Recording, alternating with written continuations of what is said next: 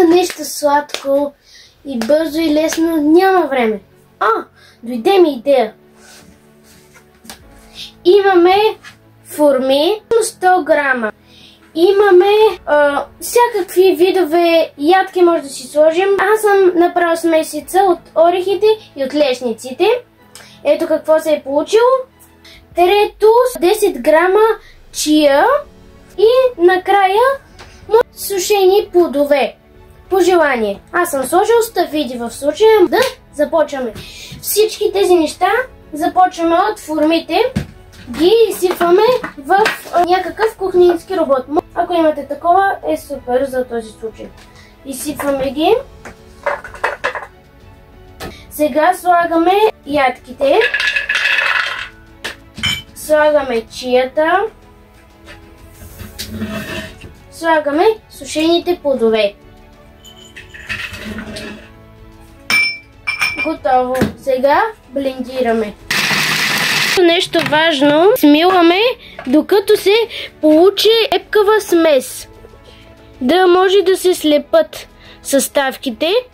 Все още не ни се е получило това. И по това разбираме, че трябва да продължим с блендирането. Мисля, че стана слепване. Този път се получи много добре според мен. И сега започваме да оформяме. Ето е хубавата ни готова смес.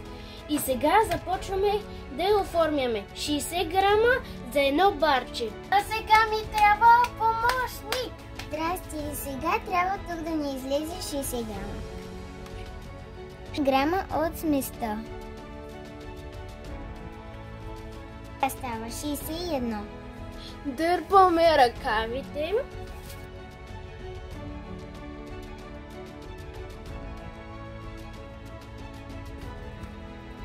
А последното барче, защото няма 60.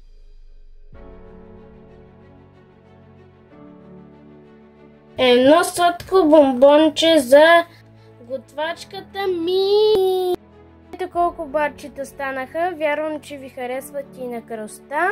Можем да ги сложим в хладилника. Можем и да си сложим също кокосови стърготини, да си ги поръсим и са готови в хладилника. Да опитаме. Заповядай. Щом ние можем, опитай! И ти можеш!